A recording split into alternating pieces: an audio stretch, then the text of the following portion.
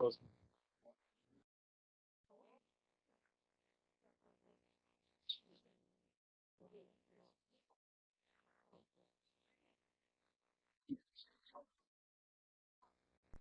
right. Hello, everyone.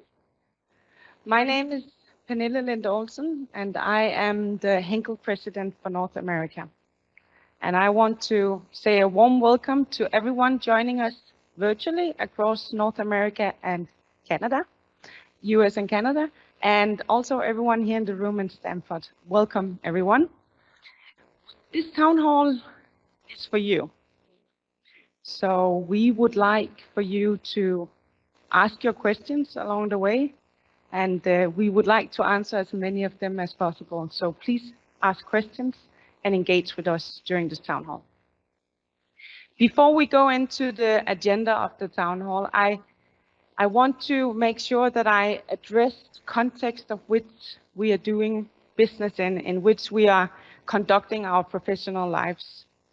So the news coming out of the Middle East these days are absolutely devastating. We have 80 colleagues in the region. They and their families are safe, and we do our utmost to keep them safe. We have a war in Ukraine, and we have violence and hate crimes close by ourselves these days.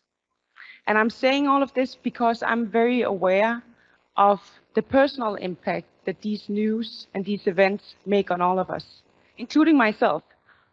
So my plea to you is remember that we come from a strong, multinational, multicultural company, and we have built this company on very strong values and a strong team.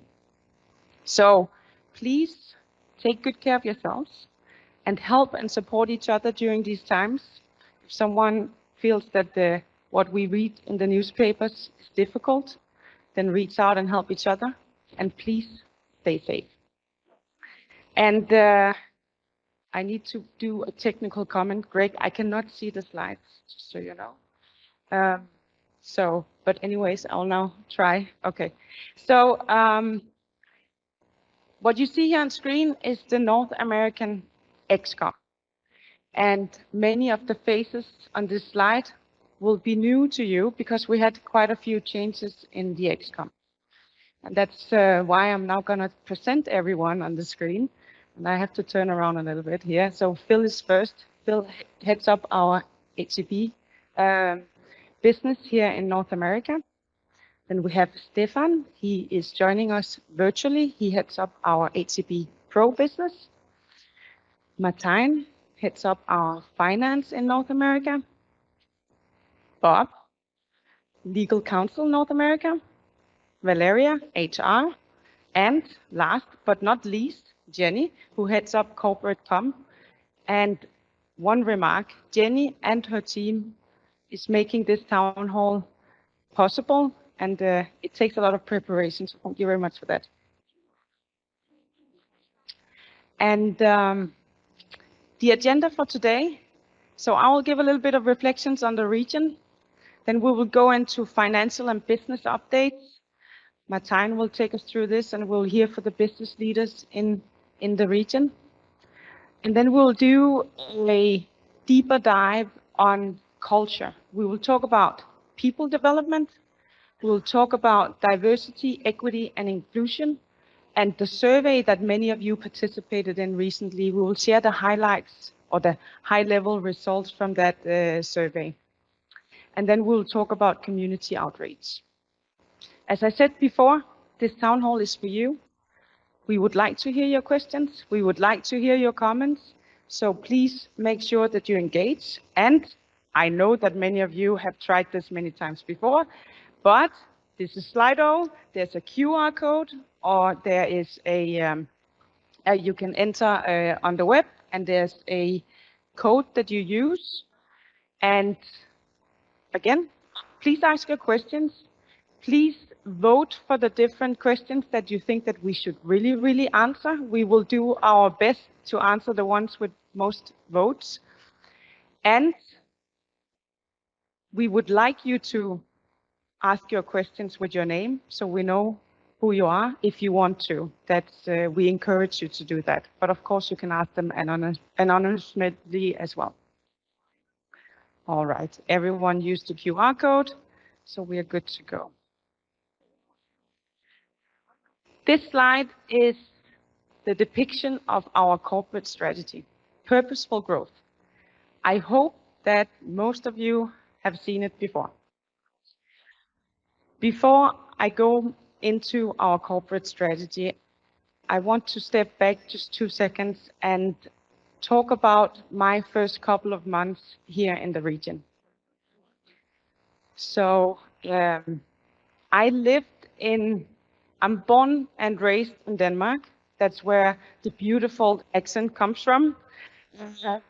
And I lived a couple of years in Iceland, a very cold island in the northern Atlantic. I lived a couple of years in Singapore, a very warm island in Asia. And the most recent home for me was Germany, Düsseldorf. I worked out of our headquarters there. So moving to North America, moving to the US is new for me. I'm new to this region. And 2 things about that. One thing is I will ask for all of your help to help me get into understanding what this region is really about and how things are done here. So that's one thing. But the other thing I wanted to share with you is that living and traveling around the world has taught me that even though we're different, we come from different places, we have different opinions, at the end of the day, we're all human beings. And that's usually how I come to work every day, as a human being, as Pernille. And the Pernille coming to work is not different than the one going home afterwards. So I also learned that in order to engage and understand what's going on, you come in as a human being and you listen and discuss as human beings. So that's how I spent my time the first couple of months here in this region. I tried to meet as many of you as I could and go to as many different locations and engage with as many different teams as I could. It's a big region, so I didn't catch everyone yet, but I will continue to do so. And I did that to listen and to understand, to listen to the organization here and to understand our business and how we do business here. Few learnings from those first months. One, and this was a reconfirmation from when I first entered into Henkel.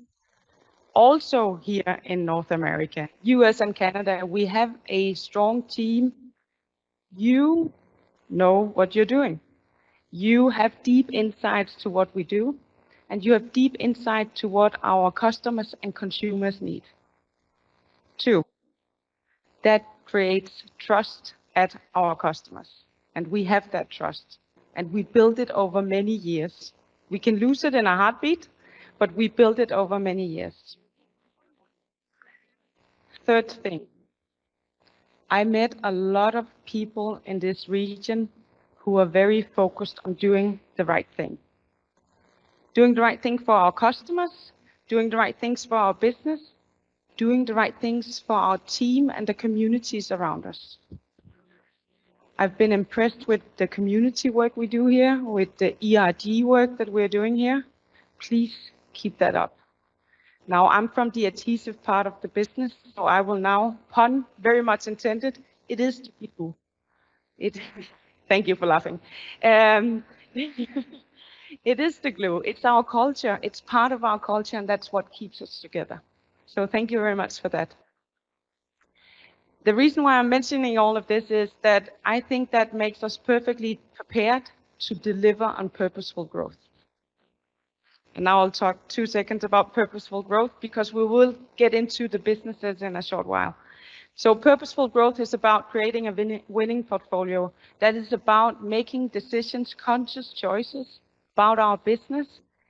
Where do we have attractive markets and where do we have the greatest ability to win?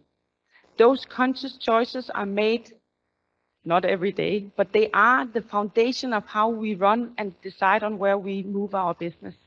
And you will see the impact on that in the way we do our business, but also once in a while, the way we change our business and the way we change our organization. And I think we've seen some of those changes uh, in our business recently and also here in North America. Competitive edge is really about building for the future. So it's all the great work we're doing on innovation. It's the work we're doing on sustainability, the competitive edge, the value propositions we build around the combination of innovation and sustainability. And it's about digitalization, making sure that we are future-proof to work with our customers and deliver value to them, customers and consumers. And then, of course, it's about having a future-ready operating model, making sure that our organizational setup, our delivery system is in place once we make the decisions about our portfolio and how we develop competitiveness. The underlying bar under all of this is a collaborative culture and empowered people. And I mentioned this last, not because it's least important, but because it's a perfect bridge into the next slide, which talks about the focus of our ExCom. So all of these great colleagues sitting here with me, constituting our ExCom, we discuss how we can best enable all of this. And our focus is really on culture and on people. So with that, I'm going to talk a little bit about the 2024 focus area for our ExCom. We divided it into three catchy headlines, all C's: culture, compliance, and connection. And the first one, culture, is about the glue again. Sorry, I am from adhesive, so I have to mention it a couple of times. But it's about culture. It's about what's keeping us together. And here we will have two focus areas for 2024: diversity, equity, and inclusion. And we'll talk much more about that later on. So I'll not dwell on that. And also on people development. So making sure that we at any time develop the capabilities we need to run our business and operations, but also that we create developing and learning careers for everyone.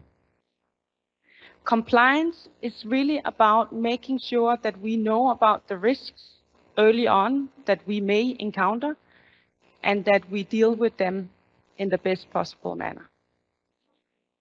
It's about our legal and fiduciary responsibilities, and we have quite a few of those, and that is also a part of what we do in the ExCom. At the end of the day, it is about making sure that we are a trusted company. Connection, relating back to what I talked about when we opened this town hall, we want to connect with you, and we want to connect with our surroundings. So it's very much about communication, not us speaking all the time, but having a dialogue with you. It's about collaboration. We do that quite a lot in the ExCom across our businesses, and we want to continue to do that. And it's about reputation building so that we are one Henkel on the inside, but also on the outside. And with that, I will leave it to you, Martin. Now we get to the exciting part, right? Yeah. So about financials. First, I want to recap a bit about what was announced pretty much 1 month ago. So you might have seen this already, but I think it's also important to put things a bit more in perspective. So we posted an organic growth of 2.8%, which of course was actually a subsequent quarters in 2023 that we were delivering organic growth, which also leads us year to date for around, I believe, 4%. Of course, what is still very strong is pricing, right? We also see it in our region, and we will come back to the region in a second. What we still see is volume declines. So this is actually really a watch out, not only for North America, but also for the world. But what we also saw is actually volume picking up versus the previous quarter. And I think that's also important, right? So we also believe that the trend is actually turning. So I think that's an important topic.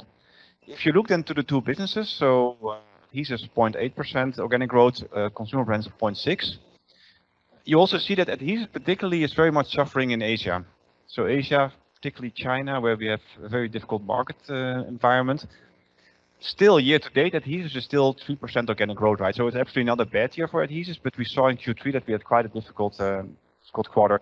If we look to consumer brands, we see 6% growth for the quarter, but also year to date, right? So overall, for the world, we see that we are on the track of organic growth with consumer brands. And of course, for the ones who are with us for a bit longer, and I think most of you are, you also realize that this is quite outstanding, right? I mean, we have been struggling in this business for quite a bit of time. And now that we see that we are getting back on track.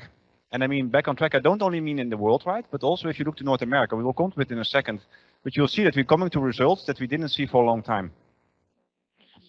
Nille will talk a bit later about the acquisitions we are doing. So we did a great acquisition and we closed it actually on the 2nd of November. A lot of colleagues in the call and maybe also in the room were involved in this, in getting this acquisition done. But of course, it also opens for us a completely new area in adhesives, which also gives us, of course, a lot of future potential. Finally, and I think it's one of the first times I can say that on a structural base, we are increasing our guidance, which has been, I mean, and you might remember this, right? I mean, we have been over the last 2, 3, 4 years, we have been continuously taking down our guidance, which of course leads on the capital market to the fact that people don't trust our company. I mean, the investors don't trust our company, so it's a very bad sign, actually. So we were able to increase our guidance in terms of EPS, so in terms of profit, and also in terms of organic growth.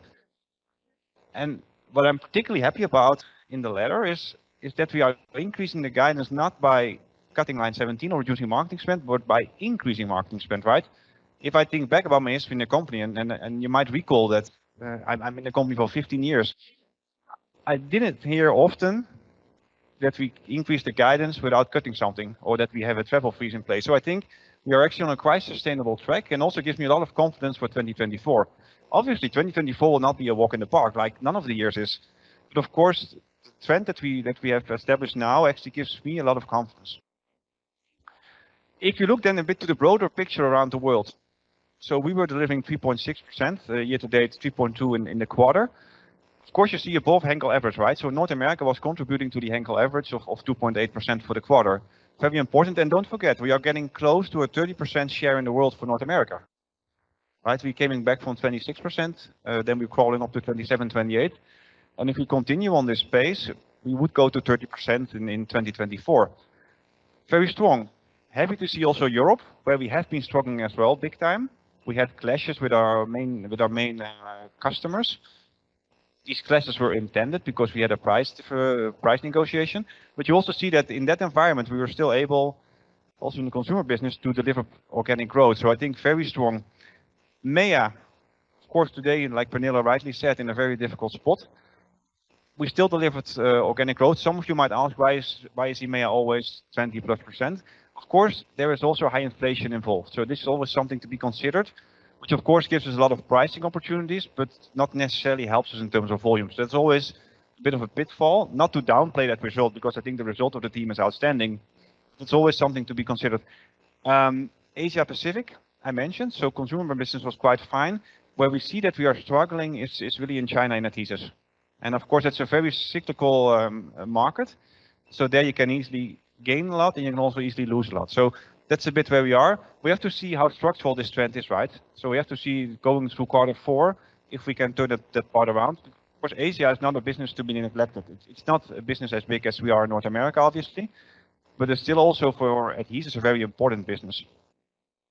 Zooming for a second back, coming back to North America year to date. So 5 billion sales. I also believe that we are on track for this year to have the highest sales ever. So I think that's a big achievement. 3.6 is a big achievement. So I think very well done. You might know, right? We are not able to disclose per business the organic growth figures. I mean, that's due to we are a listed company. But what we can say, and I think outstanding performance, of course, is that we had the 7th quarter of consecutive growth in consumer brands. And I think that's something, I mean, you have to go back. Yes, give it a big hand.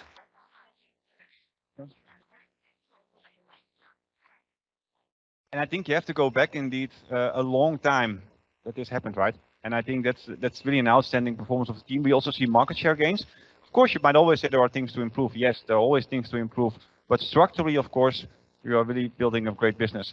If you look to adhesives, So primarily driven by mobility and electronics, but also the other businesses were contributing. So it's not only mobility, but that's an important thing to say, right? So we have a very balanced portfolio. So it's not that one thing goes very well or one thing goes very bad, but both businesses are contributing. And I think that that's very important. If you look then for a second to consumer brands, for me, Phil, it would also be interesting to also get your perspective on what is driving actually this growth, right? I mean, you are still relatively new in the company. You were not there the 7 quarters, but a big chunk of it you were. So what is your view on this? Yeah, I mean I have to make one disclaimer. I thought we would start with Phil, but we started with Pernilla. But I will first jump now to Phil, and then we go back to Pernilla. Sorry for that, my mistake. now you confused me. But we go first to you. Yeah. So I think, yeah, the strong OSG growth. I think we see that everyone who goes shopping sees that it's driven by one thing, that's pricing, and it sounds so easy in an environment with commodity prices going up. Shout out to the teams who have executed pricing, because it's not as easy as it sounds, right? And the second driver is higher service levels. You know, when I looked at the past and the numbers and the service levels that my business in particular delivered, that created empty shelves with our retail partners, and the team has done a tremendous job in improving there. So I think those are the two main drivers. I think you mentioned it earlier, that volumes are still relatively soft. Does it make me nervous? Yes. But if you think about the lapping effect, I'm also quite confident we are now lapping the 5th out of 5 rounds of pricing. And in my business, many of the brands have a definite consumption. How many wash loads will be used in the United States, right? And if consumers react on pricing in the beginning, yes, they may switch to private label brands, they may reduce their consumption or so, but once they are used to the new pricing patterns, and I think everyone who goes grocery shopping or so knows that, well, hey, cucumber now costs more than what it used to cost a year ago. So I'm monitoring it closely, but also confident that the volumes will come back up. Great.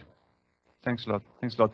We'll move back for a second also to adhesive, because I think it's also important to talk about adhesive, Pernilla. Sorry for mixing up a bit the slides, but we will simply go back. You are excused. I'm actually going forward, but first we go back. Still have to get used to the clicker probably, right? Yeah, that one. Tell me a bit about Q3 first. Yes, I would love to do so. So the growth in Q3 was driven by mobility and electronics and craftsman construction and professional, the 2 SBUs. In mobility and electronics, it was mainly the automotive OEM that created the strong growth there. In the packaging and consumer goods business, the volumes have been soft. The market has been soft. There's one particular area that's grown quite a lot, which is in packaging, the Epics range, which is really driven by sustainability. There we've seen nice growth. We do still see our customers really like us, really care about us. So that's what this slide shows, that we are being awarded a nice new business, new gold customer win in Canada, for instance, with ACM, or some of the businesses that we're doing in our automotive business, among others, driven by our new commercial engineering team in AMO. And nice awards. I will not mention everything on this slide, but it's basically a slide that shows that we are winning new business. We have customers that believe in us. That's the customer trust I also talked about earlier, and they recognize us for it. And then if you go to the next slide, we also have a lot of recognition for the things we're doing to build that competitive edge that we talked about before. Recognized externally, the 2 top ones are industrial innovations, where we get external recognition for it. And the third one on the top is for the packaging business, also a recognition for our innovations. And then I want to just 2 seconds talk about the teams that we have awarded globally in the adhesive business. Quite a lot of that has ties back to the US or to North America. The patent award, we had patent award winners in North America. We had technology leverage awards for the SpaceX Starlink team, and the operations team in Chicago won the Operations Excellence Award, Innovation Award for XXX as well. If we go back to the operations team, I want to just mention the operations team as well, because they are working hard every day to make sure that we can deliver the products we need to deliver. And we have had headwinds in our operations, but I am continuously amazed with how they deal with that in that team. We had a fire earlier this year where they really came back fast in Enery. We have fewer incidents on in workplaces than we had last year. So safety is really taken seriously, and I'm really happy to see that. And then, of course, I want to mention the Bridgewater Technology Center, where we want to engage even further with our customers. And now I'm done. Wonderful. Great speech. Phil. So you played PowerPoint karaoke with me. Now I pay back and play PowerPoint karaoke with you, because you asked me about how we delivered Q3 and the fuel to get there. And I think I mentioned sort of the mechanical drivers, but I hadn't the opportunity, and I think it would be a missed opportunity to not talk about the left-hand side here. And I think those who work on the HCB consumer business know how hard it was to get to our goals and vision and sort of pillars that bring us there. We call it the casita to our North Star journey. I looked for an inspirational quote for goals and visions, and what I found is goals and visions are the fuel that turn aspirations into achievements. And I think that says it all. And guess who that quote is from? ChatGPT. I couldn't find a quote that I liked. They were all so fluffy. So I asked some artificial intelligence, but I think it nails it and brings it to the points. And all kidding aside, I'm very proud of this team who did such a great job at articulating the strategy based on our people and the culture, with the capabilities that we need around the flywheel execution to get there, 4 strategic pillars to deliver those results. And as I mentioned earlier, when you asked me about Q3, I think we see that sequential improvement and the results coming in. Thanks. What was the chart also made by ChatGPT? No. The house? No, that's hard work. That's hard work. Okay, wonderful. Pernille, maybe talk also for a second still about Critica, because I think it's an important milestone. There's a nice slide about that as well. Yeah, that one. So looking into the future, creating a winning portfolio. Here we have just welcomed the Critica team to Henkel, and if any of you are listening, a very warm welcome to Henkel. We hope that you like being part of this new team. We are very happy to have you. Here we have acquired a company that complements our portfolio in our ACM business on maintenance, repair, and overhaul. It's a nice complement, and it's a nice complement not only on the product range and on the service range, but also how we go to market, because Critica is working with a large network of maintenance service providers that are today carrying their products, but of course it could be opportunity for further synergies going onwards. So welcome to him. Yes, welcome. And also one additional note on this. A lot of colleagues were working on this acquisition, right? I mean, we always see it when the thing is announced. You say, okay, great, Henkel bought something. Prior to announcement, of course, a lot of things are happening, and post-announcement, post-closing also. So I think also a big form of recognition and a big thank you from my side, because also a big chunk of the finance team, legal team, Corpcom, and also, of course, the adhesives teams were involved, right? Not to forget HR. I think it's always, we take it always for granted, but I think this is something, of course, that Henkel does very well. And don't forget, right, in America, we typically do a couple of acquisitions per year. It's the only region in Henkel where we do so many acquisitions. So I think it's also something to be considered. And we're also learning piece by piece. And I think it's always for me great to see the cooperation we are doing, because there it really comes about cross-functional cooperation. And of course, the success of an acquisition is not, you know, the moment that you sign it or you close it or you announce it, right? It's only afterwards. And I think that's also up to us, of course, to make it a success. But it's it's actually great to see, and it's also a key element of our success.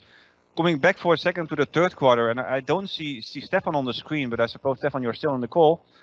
For second professional, normally in an environment like this where the economy is getting a bit more difficult, professional consumers would start to buy less, and we would see also a bit more difficult getting growth development. We saw double-digit growth in professional in Q3, so an outstanding performance. Stefan, can you tell me a bit more where it was coming from? Yeah, thank you very much for the question, Martijn. And the business year 23 has been a year divided in two parts, I would call. First half of the year, we internally focused very much on optimizing our portfolio, reducing complexity, and looking into identification of opportunities to create more synergies across the brand. This was necessary, and strong focus on our internal capabilities. In the second half 23, and specifically now also in Q3, we have shifted our efforts towards much stronger customer and consumer focus. Double-digit growth in Q3 is the result of this focus, supported by very strong innovation and a very high, and I might say so, also above original plan investments in line 17, advertising and communication. We focused very much on ExCom, and we executed and implemented very strong customer and consumer awareness campaigns in social media, trade shows, educational events, as well as did some spectacular end consumer events, such as the Barbie activation in Q3. Barbie has been a huge success, and Barbie appeared in the biggest shopping mall in Los Angeles, where actually in the film, Barbie actually enters into the real world. So we had a huge event happening end of October. So it was a great event, a great opportunity for us to showcase also the Schwarzkopf brand. I'm personally confident that the second half of the year 23 will carry us forward into also a successful professional year in 2024. So back to you, Martin. Yes, thanks a lot, Stefan. So also to wrap it up, and you know we cannot disclose too much about North America, but a couple of things we can say. We increased sales, is what you saw. We increased GP1, you saw. We increased tremendously marketing spend, and we delivered more EBIT. So I think all signs are on green, and of course gives a lot of confidence also for 2024. So also a big thank you for everyone in the room, but also of course everyone on the line, because it has been a very important year. I mean, for North America, but also for Henkel. Secondly, I want to conclude on Slido. I mean, you have seen the slide, it's nothing new here, but I would really encourage you to post your questions, to vote it up. Tell us what you want to know with name, preferably if you want without name. In the room, stand up if you want, and we have a dialogue. Because of course we are sending a lot of information, but what's more important to also get information, right? And to engage in a dialogue. And I think that's very important. Having said that, I pass Valeria, please, culture, people. There you go. It's a pleasure for me to be here today, virtually for some of you and also face-to-face. So as Pernille introduced it earlier, so one of the key pillars that we decided to focus together with the ExCom is on culture. And culture is one of the key bases, I would say, for enabling our business to be successful, but also it's really important to all of us. And two things that we said or agreed that were fundamental for keeping this culture evolving are the two that we just shared. And the first one I would like to share with you is about people development. And for sure you will be hearing, listening, reading much more information in the coming year, okay? But here are some highlights that we would like to share with you about what is this about and what as ExCom at the end we're committing. So when we talk about people development, we believe that people in North America can have development opportunities. So we want to make this happen. And there is a clear commitment from our side to work in these two specific topics. Apart from everything that in HR we are doing, apart from all the learning opportunities we have, all the platforms, all the talent management schemes and processes and tools. So those are the two that we selected. And we will also understand why still being a key focus is two in the coming conversations that we're going to have later on.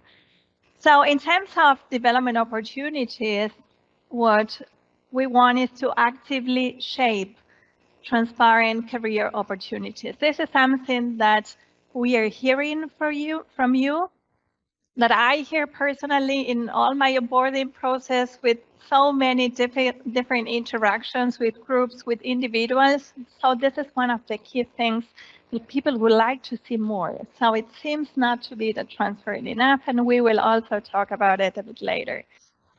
And we want this to happen on a cross views, on a cross-functional level, so across North America. Usually we work as kind of silos. So I see the succession planning in HR, and then I just look at the HR organization. I see the succession planning, and also I connect with my team in my organization. But sometimes we can't forget people around. So, and we definitely believe, and we have already some good proof points, that cross opportunities are working. So we commit to be much more open to that and keep fostering this cross opportunities at Henkel in North America. And the second one connects with promoting transparently and openly the different opportunities we have at Henkel by publishing, by making sure that people are aware about what is going on, what are the open positions that we're having, and making this as transparent as possible. And in terms of programs, so as I said before, apart from everything that we have, and we have a lot, and we need to get better on how we in HR communicate and make it more accessible. But for sure, as ExCom, we're bringing two new programs to North America for keep developing our people. The first one is Talent Circle. Talent Circle is a program that we have piloted this year very successfully. I had the opportunity also to talk to some of the people participating in it. And it's a 3 models program. And the idea is to have different insights. It takes some time. So it's about 4 months, if I'm not mistaken. And it's a great one that we proved this year and could help us to foster people development. And the second one is Succeed. It's a program that we're bringing also to North America, already proved in some other regions. And this is a program for accelerating career development. And also it's a blended learning solution where in these 2 programs, the ExCom actively will be involved in the learning path of the people participating here. So having said that, the next chapter within this culture is DEI, diversity, equity, and inclusion, and for sure belonging is at the end part of it.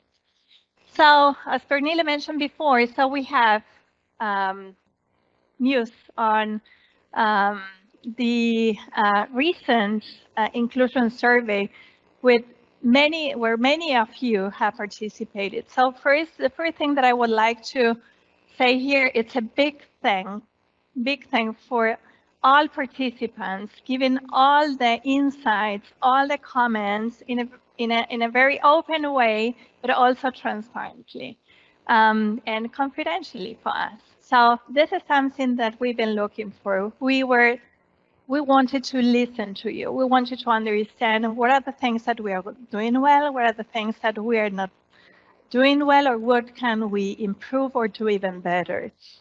So this was the main purpose of it. The information that we are going to see today is a very high level. So this is a kind of first insights, I would say, because there is a lot of data, a lot of information that we still need to digest. But we wanted to take the opportunity for bringing already the information that we have at hand and immediately sharing this with you, because definitely it connects with the ExCom priorities and also connects with the way forward that we're having in this priorities. So we had 30% of participation here. So the 30% of participation, it's if we think about people at the office or sales, so that people are usually connected. So we had 60% of those people participating, which usually for survey, it's a very, very high number. Where we had lower participation, 5% of our plans employees, it was the rate that was there, so only 5%. And this is something that we definitely will consider in future on how to, despite of all the efforts we did, how to make sure that we can listen to everyone and that everyone continues to have the opportunity to be heard. So again, big thanks for this participation, because it's a lot of insights and information. So what we did based on that, so we classified into aspects of this results. So the first one is the areas that you rated as high importance, but also with high level of satisfaction. So those are in general the ones that we see that are having very high level of satisfaction. And the first one is flexibility and smart work. So you are believing, or people are saying here, that they value, or you value, the fact of having opportunity for having flexible schedule, hybrid work, remote work in some cases. So there are different schemes that are coming directly connected to smart work. The second one is diversity. So here diversity is being seen. So there is a high value and accept and I would say confirmation on that we have diverse team, and it's very much appreciated. We have still some work to do for sure, but in general it was one of the highest. And inclusion and belonging as well. And in inclusion and belonging, it's about recognizing that we have or that we are evolving and creating Henkel safe space.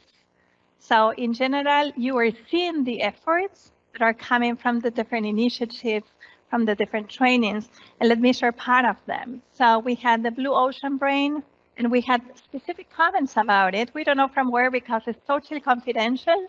So we cannot see who said what or from which area and so on.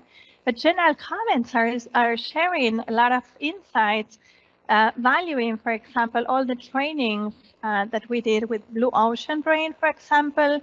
Also, again, giving some recognition and value for the smart work and the flexibility in general we are putting, and different other programs that we have already implemented. So definitely the DI Council, the ERGs are the one supporting all this great progress. And I want to also thank them for all the time invested, for all the great contributions. And for sure, we need some work to do. Right? So also in the other ones, so we will not just, okay, it was a high one and then we stop and see the next. No, we need more things to do. And the key areas where we're coming at the, let's say, that we can improve, and they were not super low scores, I have to say. So we were even positively surprised that we were not having super low scores, and actually we were not necessarily having scores that were, for example, differing in terms of gender. So we did a comparison, very high level, I have to say again, on gender. And then we found out that in terms of gender, and if we consider just male, female, so we didn't have differences in the answers in the general results. Yes, we had some in underrepresented groups and minorities.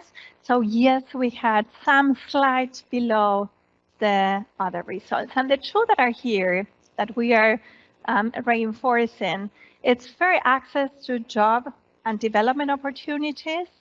And the second one is the transparency in path to advance.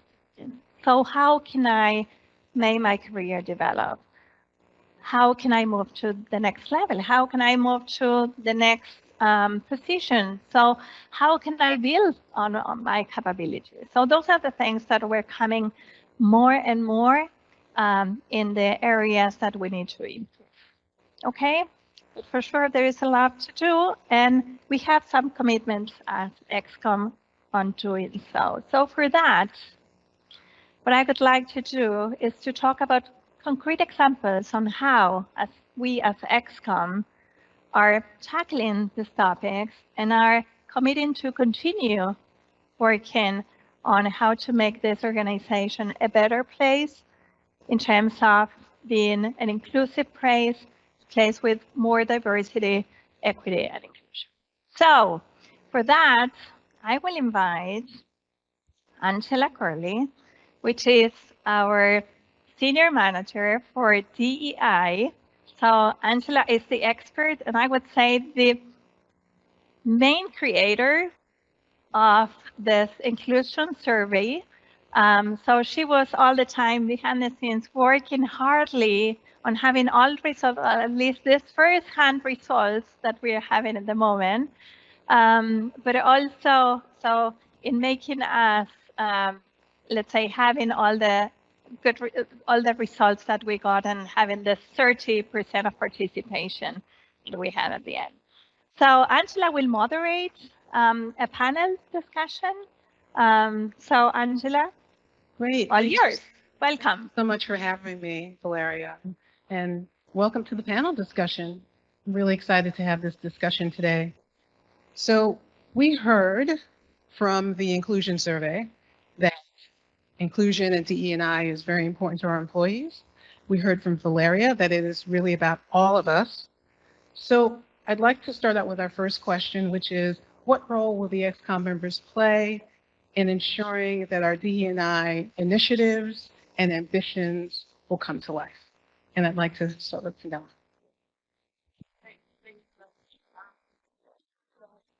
First of all, the ExCom will be role modeling what we're talking about here. I think that's where we start. We will support and role model what needs to be done here. I think there's a couple of specific things that we can support and ask for and see to that we do, and it relates to when we recruit, when we promote, when we look at our succession pipeline, that we always ask for diversity when we look at those things. And we make sure that when we look at these things, we have diverse eyes looking at them as well. So if you are interviewed for a job, you're interviewed by a panel and not one person, and that panel ideally is set up by a diverse team. So that's high level how I see we can support and help this going forward into 2024. Great. Phil, I'd love to get your take on that question, especially around role modeling and what that means in HCB for North America. Yeah, I think, I'm just building on what Pernilla said. My expectation for our workforce is I want to be facing same diversity, the same type of community that I'm facing when I go out for dinner after work. That is my absolute minimum expectation. And how do we get there? I think Pernilla said it. On the one hand, leading by example, not tolerating any biases, excluding any cohorts in the workforce and those behaviors. On the other hand, I think it's also about being disciplined, starting using tools in our recruitment process. The simplest things, I was just recruiting for a role yesterday, and I did the exercise of actually printing out all resumes of candidates first, and then looking at it, is my talent pool diverse as a starting point? Because why do you expect that your hiring strategy can be diverse if your talent pool is, for example, not diverse, right? Because typically people get filtered by the time they end up on my desk. And so I think those are the two things that Belinda mentioned as well. I think leading by example, and it really requires discipline. Thank you so much. And I love that, the idea of discipline, right? Being intentional when you're putting together talent pools. I think that's important. And the other comment that you mentioned was reflecting the community, right? You want to be able to see that same community that you interact with every day in your everyday lives. And that's really important to all of our employees for sure. And with that, I think that dovetails nicely into that sense of belonging and how we create that. So creating a sense of belonging is so important to us here at Henkel. And can you share your insights about how you create an environment where there is a sense of belonging? And I'd like to start with Bob. Absolutely, Angela. So if I go back a couple of years when I took this role, I knew I had a problem. I really believed that a sense of belonging is critical, and I'm naturally not good at fostering that. So what I've tried to do over the last couple of years is you use the word intentional, be intentional in 3 very specific ways. So the first one is to connect with individuals during moments of impact. So what do I mean by that? All human beings have similar moments of impact. They just achieved something, achieving a milestone, or they have something going on bad in their personal life or personal. Those are moments of impact that if someone can reach out or someone can be there during those period of times, it has an outsized effect. We're all very busy, but it has an outside positive effect on that piece. The other reason why I did that is naturally we go to people that we are familiar with their styles. And if I could look not to who I wanted to go to, but who was having a moment of impact, regardless of who that was, that's who I was trying to connect with. So that's the first one. The second one was just really encouraging people to gather in groups. I don't think you can have a sense of belonging if you're never together. And I pushed the smart work model pretty hard on my team, and I'm super glad I did, because us being back together has been very, very helpful. And then last but not least, I really tried to support safe spaces for underrepresented employees at Henkel. And I'm talking obviously about the ERGs. I don't know what it's like to be an African American. I don't know what it's like to be a woman. I don't know what it's like to be an Asian American. But I do know what it's like to be around people that have a shared experience. And a couple of years ago, or a few years ago, I had a job that I travel a lot globally, and I would get tired. I'd get tired being at places where the food was different and people didn't look the same way that I did, and they talked a different language at that point.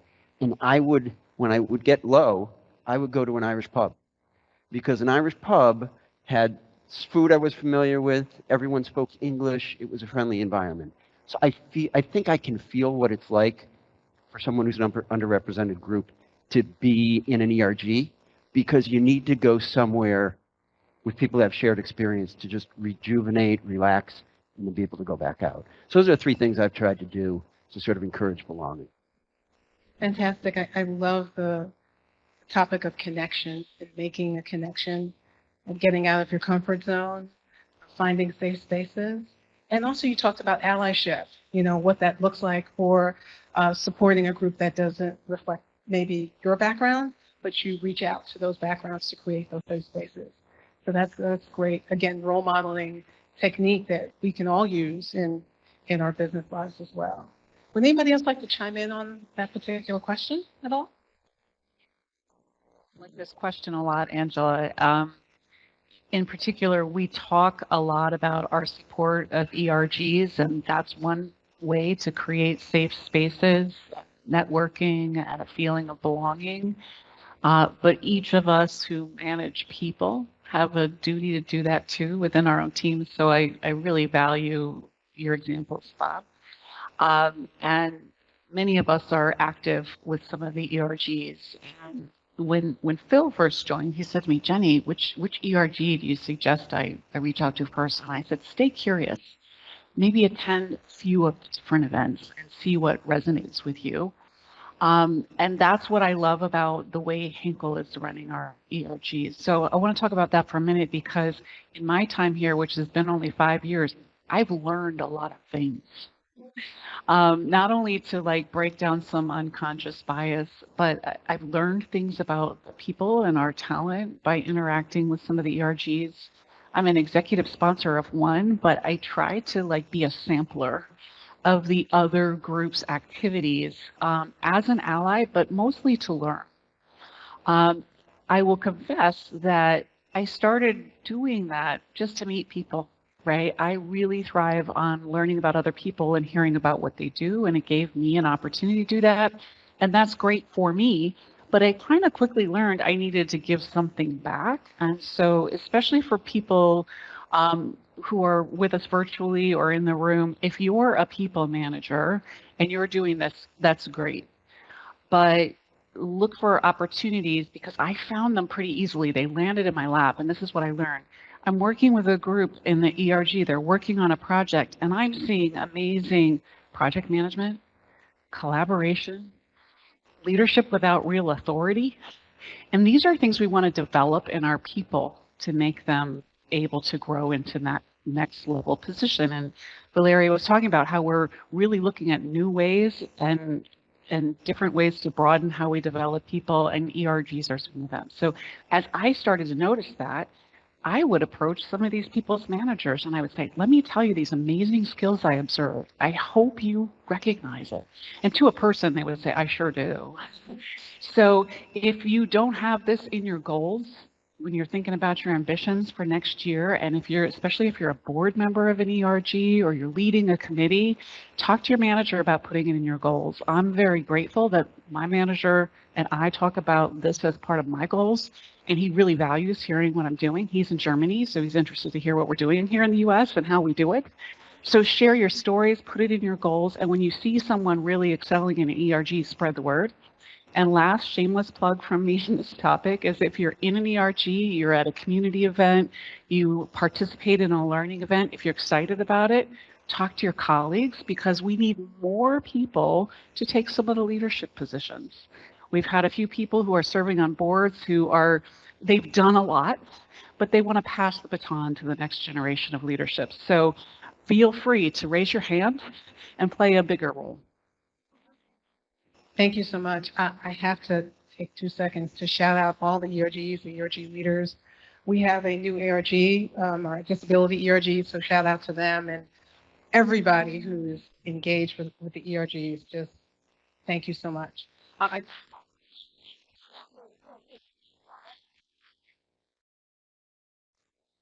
like to move on quickly to the topic of development. It was one of the topics that was highlighted was around where we could be better is around fair access to advancement. Can you please share strategies that you use for developing diverse teams? More time? Yes, sure. I think if you look back at how we do hirings or how we typically did hirings, we were very much, I would say, narrow-minded. We're focusing on a particular target group. And then, of course, we have a bit of tunnel bias, right? What we decided recently to change, and I talk here for FFR, so we decided also, firstly, I mean, a very obvious thing, to really open the position for everyone, to really promote that there is a vacancy, also to get people, whoever wants to have an application, will do an application, right? Internally, but also externally. And of course, with this, you would increase obviously also the talent pool, and you will increase diversity of the candidates. So I think that's actually an important topic. I mean, what I tell you now, some people might tell me, okay, that's obvious. We already did this for a long time. I mean, it was not always the case in each and every function or in each and every department. So I think that that's something for us, of course, to be conscious about. And I would also say something that we should continue to do. I mean, first thing, what I personally like very much is that we established the internal recruitment. So I think that's actually a big step forward. I mean, I never understood really why we have an external recruitment, right? I mean, recruitment is for me key in a company. And this is not a topic where you should try to be, I would say, penny wise, pound foolish, because this, of course, is the lifeline, right? I mean, that's the future. So I'm actually happy that we changed it, and I think that that's extremely important. And then, of course, if I look to development, I mean, I maybe a bit of example myself, right? I mean, I was in a country obviously before I came here in Russia where DEY is actually not existing, right? It's even a no-go to talk about it, I would say.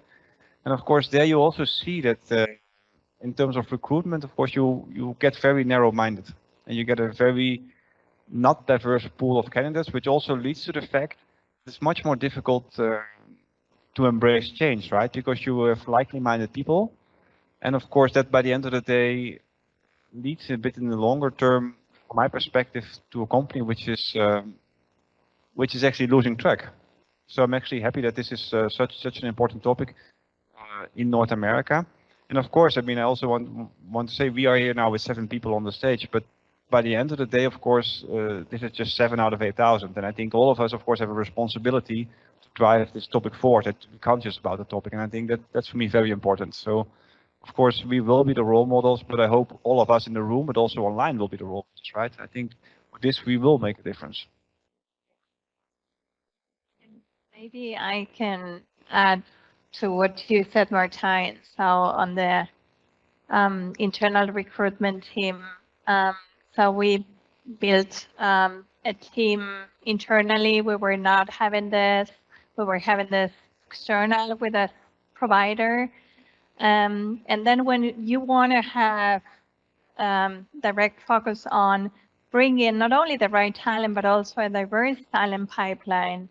So it gets complicated because if you are with an external supplier, so there are some metrics, and not necessarily the metrics on quality were super high there, but also in terms of DEI. So then the value of bringing also this in-house is that the team itself is filling Henkel, breeding Henkel, but also profiles are definitely diverse profiles. So we have a diverse team itself, and they're super committed to bring in diverse talent and making sure that we have all the efforts, also from the employer branding perspective, but all the efforts for having the right talent pipeline, that we have hiring managers options for choosing the best one with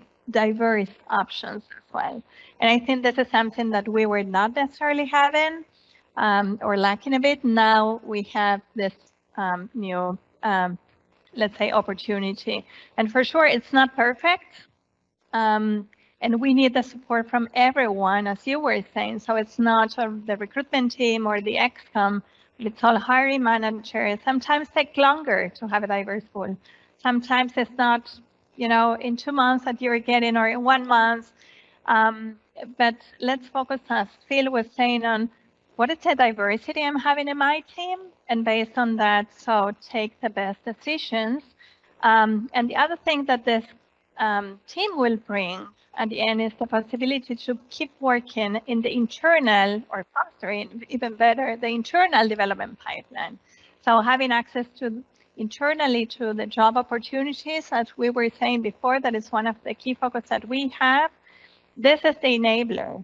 So having internal people recruiting also helps getting to know, so knowing the people, being in connection, and not just fulfilling vacancies. So it's also the focus on internal development pipeline. Thank you very much. I want to make sure we have Stefan, and he can jump in, talk about this very important topic of development. Stefan, we know you've been involved with the North America Talent Circle. Can you talk about your experiences with the program and maybe even some insights about how you develop diverse teams as well? Great. Thank you, Angela, and it's good to be again with you on the panel. As we all know, one of our core values at Henkel is to develop people with passion. So I think we do have a very broad learning portfolio in Henkel that offers opportunities for growth, career development, personal development across all levels of the organization. Most of these learning opportunities are open enrollment, so you can align directly with your supervisor and discuss with them your plans going forward. And some other of those learning tools are by nomination. Um, uh, it is, and as you mentioned, Angela, it was a pleasure for me this year actually to host the North American Talent Circle nominees in Los Angeles. This was actually a pilot which we did, and this has been a successful one, and we are going to continuously doing so. This North American Talent Circle was a great experience, I think, on both sides. For the participants, it was eye-opening to discover the different sides, from business and administrational sides, research and development, manufacturing, and learning about and experiencing the variety and the diversity of Henkel's businesses in North America. And for me personally, I could see and feel the connection and the network that every participant and future leader in our organization has built within the group, cross-business and cross-functional. Trust was built, the discussions were deep and meaningful, and I think they had a great exchange of insights and ideas. This network is a great asset. And we, as a global company with operations in more than, I don't know, 80 countries, I think it is, building a network within the North American businesses, cross-branded and cross-functional, is a great first step. And in all our business units or functional units, there are opportunities to further widen and expand your individual network, even across the globe. So I'd like to encourage all of our participants today in the town hall to discuss in the upcoming APR sessions your individual learning and growth opportunities, and to see how far you can go. So back to you, Ajay. Great, thank you so much. Well, Valeria, I'm going to give you the last question, which is to talk about next steps. Please. Thank you. And maybe I can, for that one, I can go to a slide for summarizing the next step. So thanks, Angela. And we will start immediately. So this is a relevant topic for us. This is top priority for every one of us, and especially us in the ExCom. And you will see beginning of next year. So apart from having from us a deeper look on all the results, all the materials, thousands of materials that we have out of it, and different cuts, different analysis. So we cascade these results through BUs, SBUs, sites, main sites, Canada. So we will have, let's say, all the information available, and we will do it little by little. So it will not be all at once because it's a lot of information, a lot of different cuts. But this is, let's say, the one of the main steps. So first, opening this information, there's much more, just the one I had, again, as a very overview. So we will also listen more. So listening, it's something very important for this process. And we know that there are some questions that are behind these questions. So, so some whys, right? So understanding more, so more the qualitative aspect that is coming, and obviously having the conversation with our people, especially in the plants where we have less less participation. So we will focus there, and together with the North American ExCom and the leadership teams, we will measure the progress. And of course, you will hear more from us during the entire year, especially on development, DEI. Next week, we have the head of DEI for North America joining Henkel. So for sure, a very exciting moment for every one of us. And yeah, you will hear more from us. So stay tuned. Thank you. Angela. There it is. Well, I just wanted to say thank you all for your insights today. Thank you for having a dialogue with us. And we hope that you will dialogue with us again in the future in various settings. So thank you so much. We really appreciate your time today. Thank you.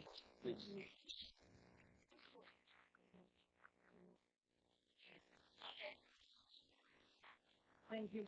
Thank you very much, Angela. And we have before we go into the Q&A, we have a video. You want to talk more about it? Sure. So one of the things that we wanted to highlight here, actually with Jenny, was to give some credits to all the work done, as Pernille said before, on the community outreach. This was the 25th anniversary of MIT projects. So an iconic Make an Impact on Tomorrow program that Henkel has. Apart from many other initiatives and the big heart that we have at Henkel. So through this video, Angela and the team in corporate communication team as well work in order to summarize a bit of it. So here you will see the video.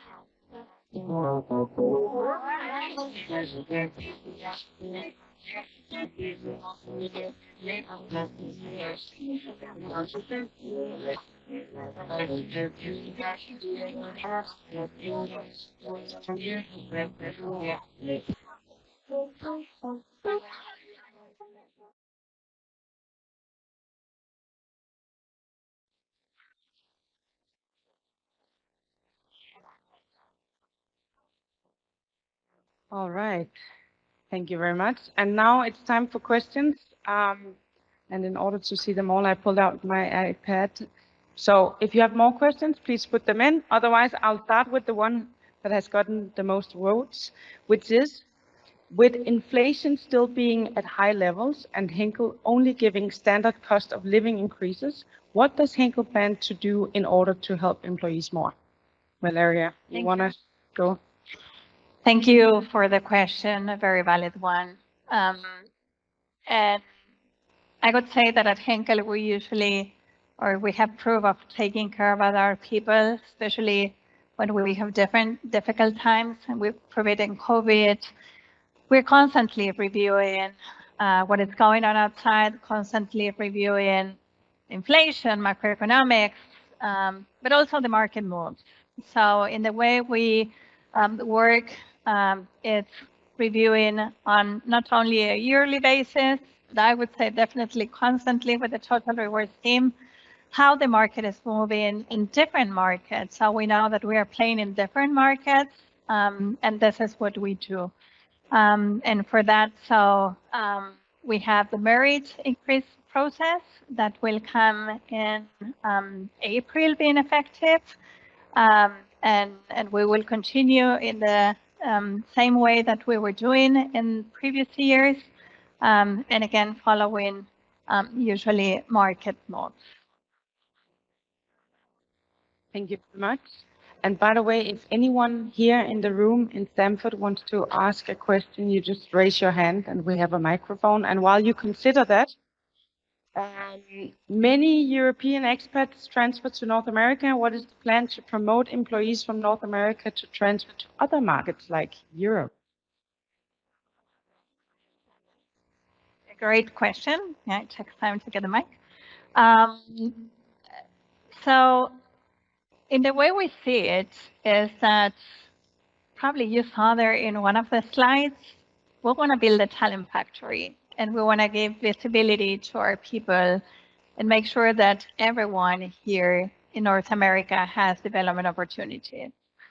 And for that, it's not that we have a plan on sending X quantity of people outside or even receiving people here. It's more on the opportunities that we're seeing. So the first thing what I would say is talk to your manager at all levels. So talk to your manager, have discussions on what are you looking for in terms of development.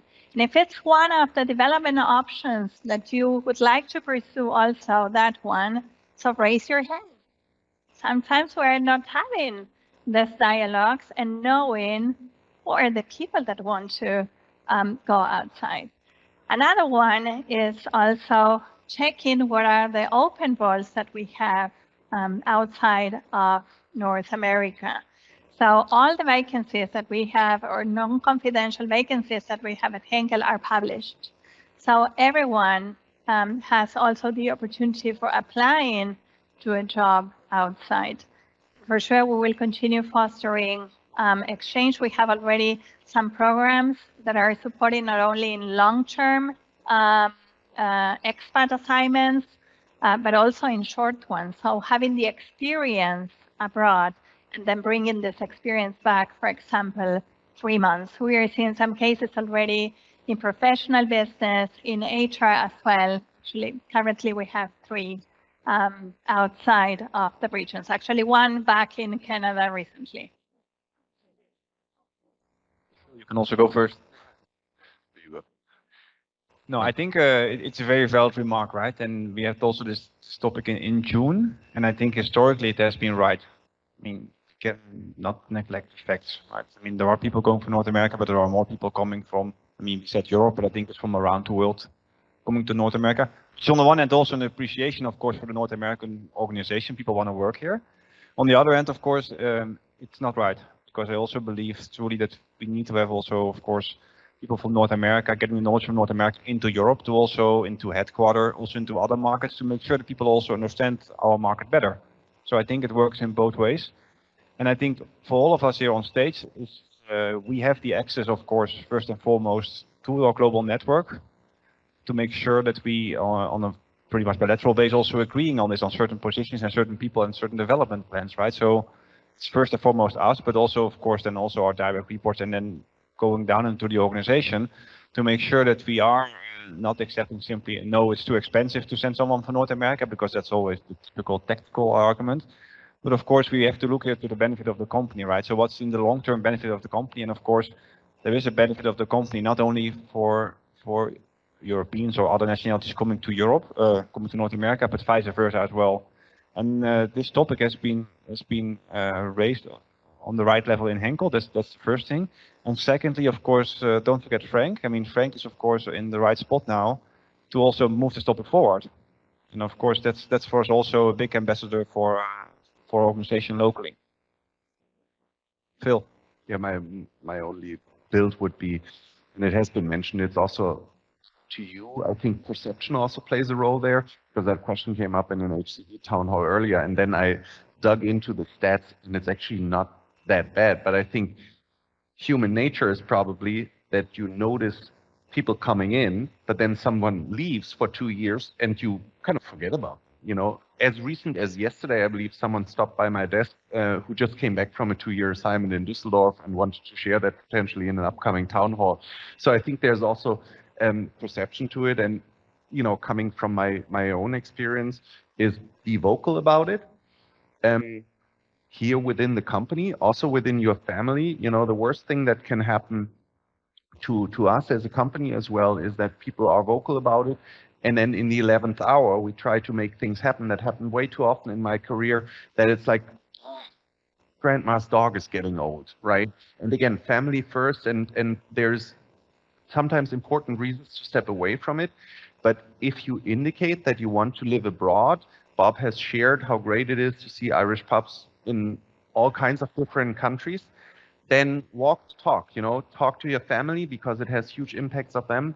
talk to your manager.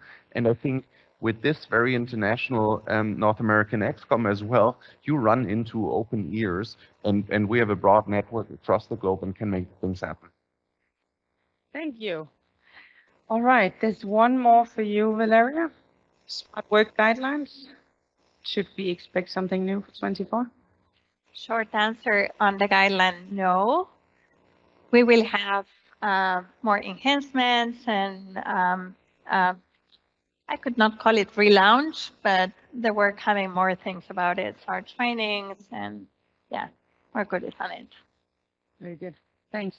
The next one is about employee retention, and we've seen a high turnover. What are we doing about it? So maybe, Valeria, if you can start this with a little bit of stat. So where are we from a fact numbers, or the numbers, if you have it, and then maybe Phil and Stefan can give us a little bit of flavor of what is done in HCV.